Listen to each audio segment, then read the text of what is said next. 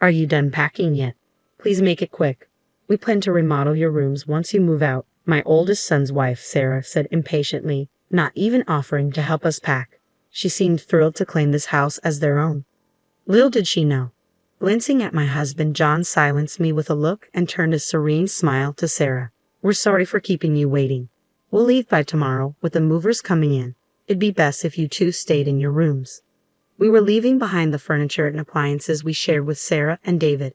Besides our stuff from the bedroom and wardrobe, we didn't have much left to pack. We'd probably take less than half an hour to move out. The following day, our farewell was surprisingly dry. Well, we're off. Take care, we said. No apologies, no words of gratitude. They didn't see us off either. Sarah and David simply glanced at us from their leisure in the living room. Since they were so indifferent, we didn't need to make a fuss about leaving. But as we got into the cab silently, I couldn't help but worry about our cat. We were leaving her with them. Could Sarah properly care for her? Would she raise her with affection? I dialed a number on my phone as our house receded from view through the cab's window. In hindsight, it might have been my sixth sense that ticked off then. I'm Patricia, 64. I've been married to John, who's a year older than me, for 35 years. We've never had a major fight, and I would say we're pretty close. John worked for a foreign company and was often busy, but he always spent his spare time with the family. With his recent retirement, I was excited to spend more time with him, but it seems like I was the only one happy about his retirement. Our eldest son's wife was upset about it, and it was apparent. David and Sarah had been living with us in our house for a year now since their marriage. Sarah, David's wife, was actually the one who suggested we live together.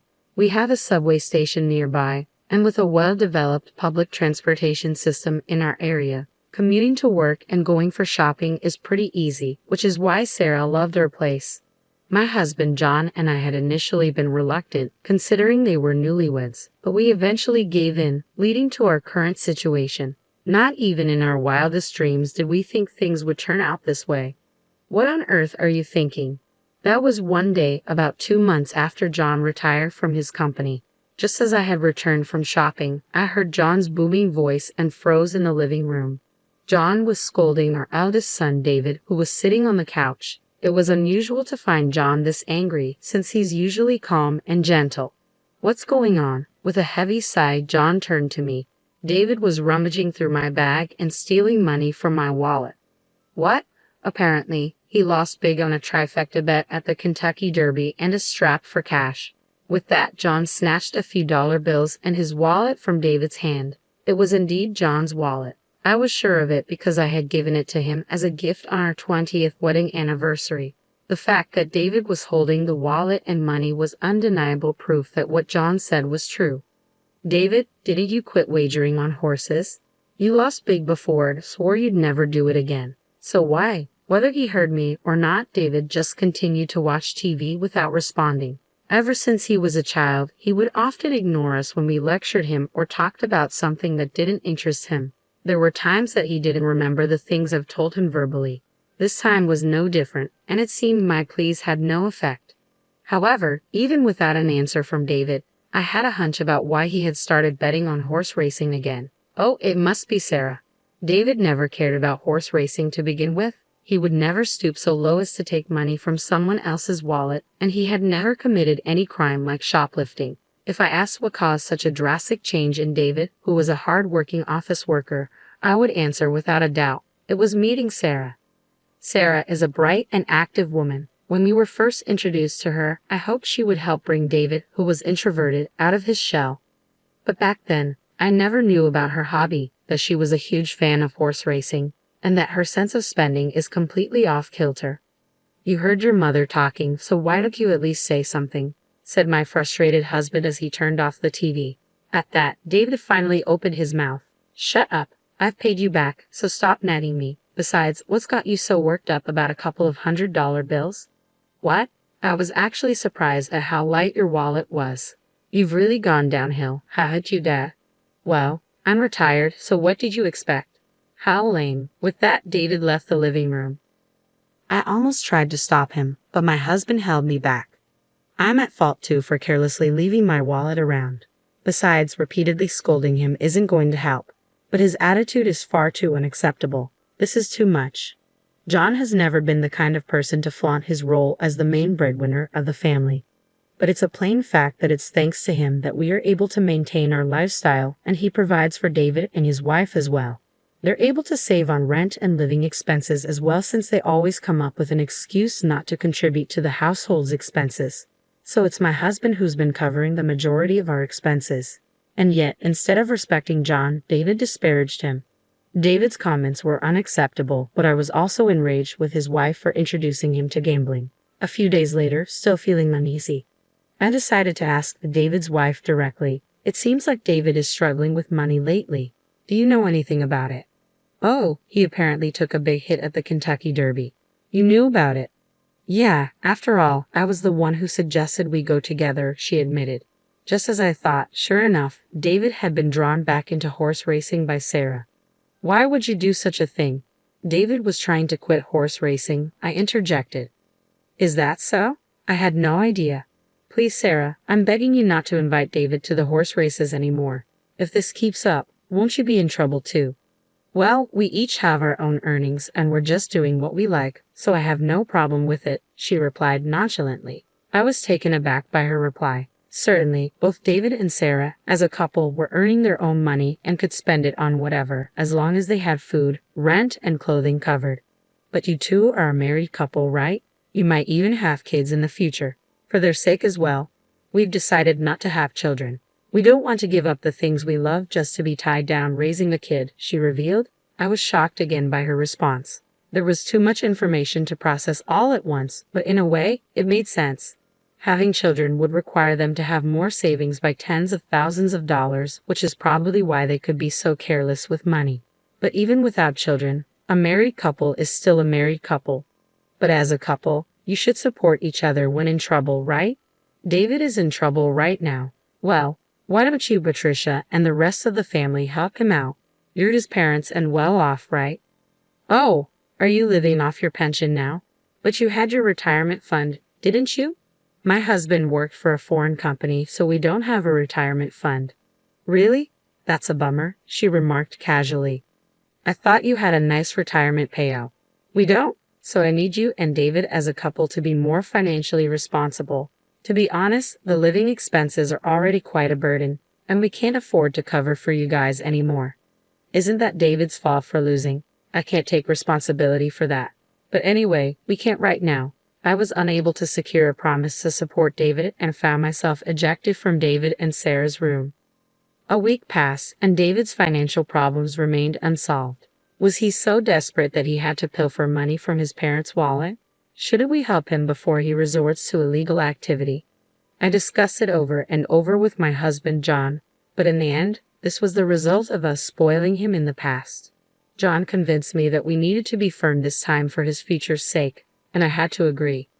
We were providing him breakfast and dinner, and he had a pass for commuting to work. The goal was simply to have him make it until his next paycheck, but then the situation took an unexpected turn.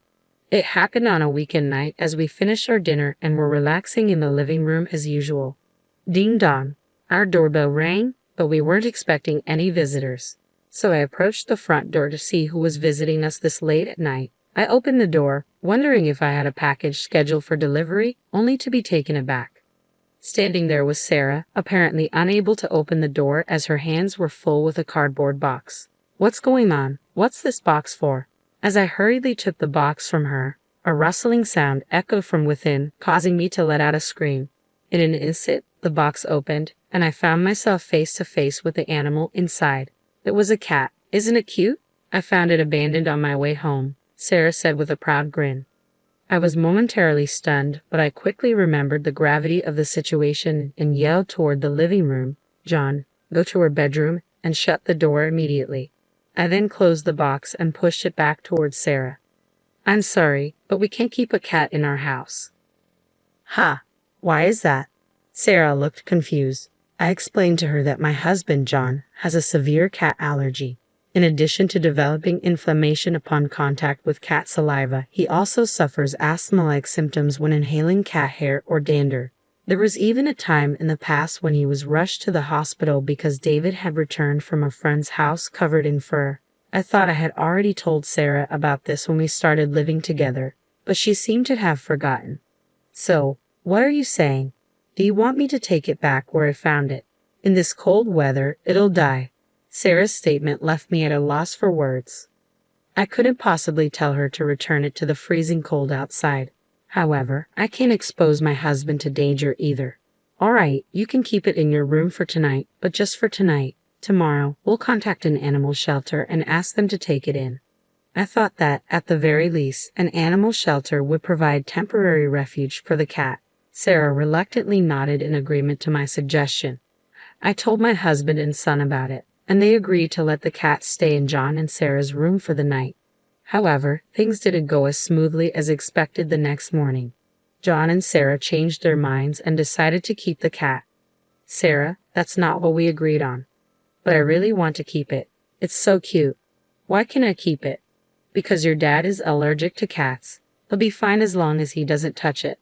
We'll take good care of it, please. You won't be home during work, right? Who will take care of it then? I can't, which is why I'm telling you that we can't keep it. How terrible. I didn't know that even you can be so inconsiderate, unable to even save a small and cute kitten.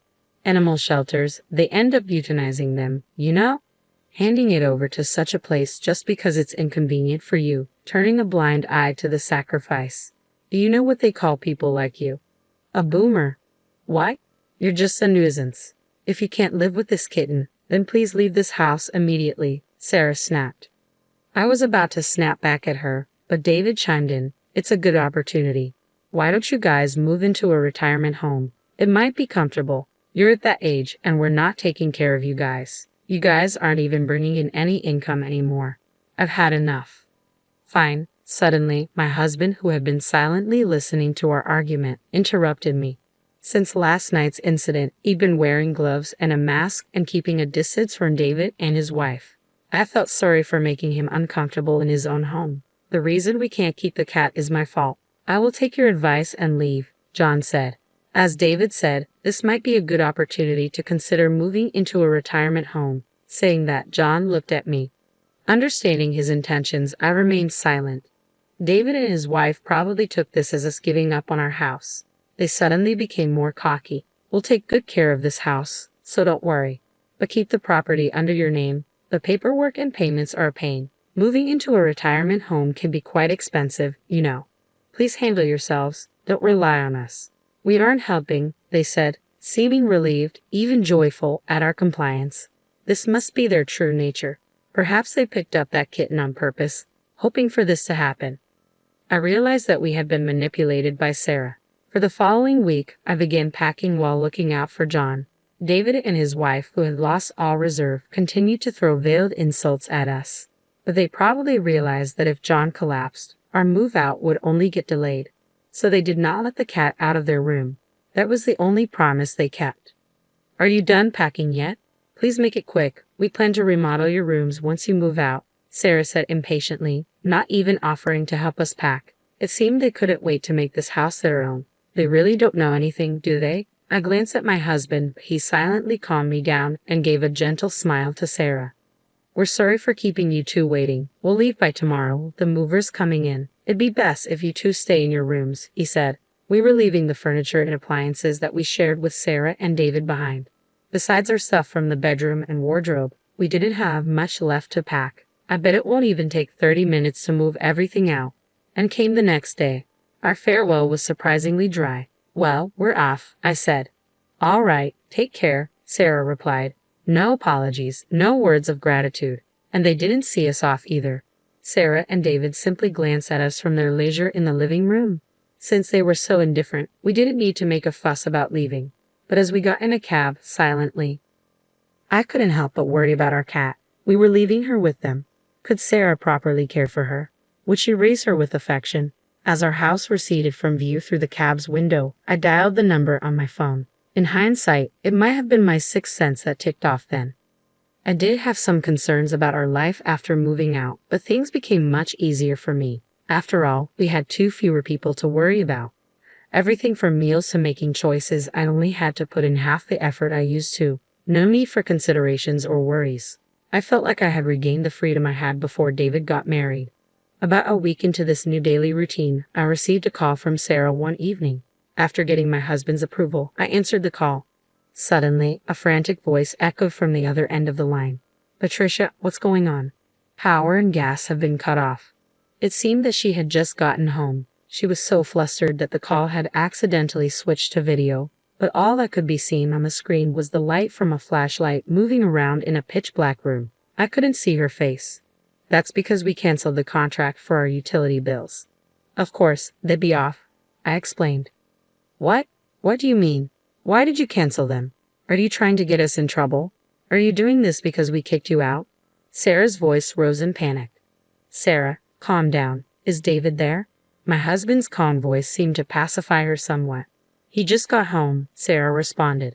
David seemed to be having a mild panic attack at the sight of their pitch-black house. We waited for them to calm down before my husband explained the truth. We've actually sold the house. The new owner has been decided, and the handover date is coming up soon. That's why we canceled our utilities contract. Sold? We weren't told about this. Were you going through the process without telling us? We live here. I couldn't help but interrupt Sarah, hearing her entitled claim. I had to tell David about the contract and the handover date, even the progress. However, judging by Sarah's reaction, it was clear that David had not passed the message on to her. Rather, he may not even remember what he was told, given his habit of not listening. Over the past few months, the house had been in chaos due to meetings with real estate agents and potential buyers. David and Sarah, who were hardly home during the day, must have been oblivious to all this. There were plenty of chances for them to notice what was going on, but they missed them all. They simply never cared about what went on in the house. And that's on them. So, I assumed you guys would move out soon after we did. Have you not moved out yet? I decided to ask, feigning ignorance. Immediately, a quarrel erupted on the other end of the line. Accusations were thrown around. It's your fault. I didn't know we'd been fooled, and the image of David and Sarah arguing in the dark was both surreal and amusing. However, once their argument ended, David and Sarah turned their frustration back on us. Even so, isn't it overbearing to proceed with this without a consensus? I don't remember agreeing to this, Sarah complained. Well, I did get a reply when I asked if it was okay to sell the house. You said, yeah, sure, I responded. Technically, all I received was an absent-minded response from David, who was watching TV at the time. Still, he agreed to it. It's his fault for not listening and giving careless responses when I told him, I added. David was momentarily speechless, but then he seemed to have a change of heart and shouted loudly, enough. I get it. So what are we supposed to do? What do you mean? Where are we supposed to live? Where do we go now? You've prepared a place for us, right? David's yelling took my husband aback. Why? My husband asked back, puzzled. Our son was taken aback by this answer. You kicked us out. Why do we have to find you a new place? I interjected. But we really didn't kick you out. You were planning to leave anyway, right? So it's not our fault at all. Besides, it was your decision to sell the house. It's your responsibility to secure housing for us since we are affected by this, I argued. Yeah, that's right. For a rental, you pay some amount for leaving, then you gotta pay us some money too. I know you made a lot from selling the house. Rental, huh? Before paying you any vacating fee, you should pay us the rent for the period you were living in that house, shouldn't you? Plus, we covered all your living expenses too. Let's have you pay all of that upfront, including rent and living expenses. It'll be about $7,000 for a year. You can pay it right now, can't you? David and his wife remained silent with a groan. Considering David's financial situation, we were well aware that they were tight on money. Realizing that we had the upper hand, David started apologizing to appease us. That's right, we should be the ones to pay first. But we don't have the money right now, so we can't. So, to make sure we can pay you back properly, why don't we live together again? He suggested. Yeah, that's right. Please tell us where you're moving to. We'll move in with you guys right away, Sarah chimed in. I sneered at them. No, we can't live with a cat. Wasn't that the reason you kicked us out? We'll get rid of the cat right away, they offered, their selfishness evident. Feeling deeply sorry for the cat at their excessively selfish words, I refused. No, we can't live with a cat. Wasn't that the reason you kicked us out? As expected for David and his wife, the cat was nothing more than a tool to kick us out of the house. As long as it benefits you, you're willing to put others' needs over your wants. Doesn't that make you a boomer? I retorted, throwing their own words back at them. Sarah started to cry, but we had no obligation to be swayed by their tears. Besides, the place we moved into is an apartment for the elderly, so young people like you can't live there. You're the ones who suggested it, remember? I reminded them. After talking over them, I hung up. All I could hear from the phone was David and Sarah crying. In the end, we never heard an apology from them. Soon after that, the young couple left the house. Apparently, they had no savings and they both declared bankruptcy. Now, they live in public housing. When we returned to the house once for cleaning before handing it over, we were able to hear about David and Sarah from our friendly neighbor's wife. According to her, they had quite a hard time packing in a house without electricity, and as expected, they left the cat behind when they moved. Fortunately, I had asked the neighbor's wife to take care of the cat in advance, and she agreed. I'd offered to help her find a new owner for the cat, but she grew attached and decided to keep it. What was surprising was that David and his wife didn't get divorced. Those two were probably meant for each other. They might be eyeing my husband's inheritance, but we picked a pretty nice apartment. By the time we pass away, there will be hardly anything left. Finally, we were able to start living our life together as a couple without any interruption. The senior housing where we moved in has excellent services, with a gym, karaoke, and a pool. We even get served freshly made meals 3 times a day. And above all, there are many couples our age in the building.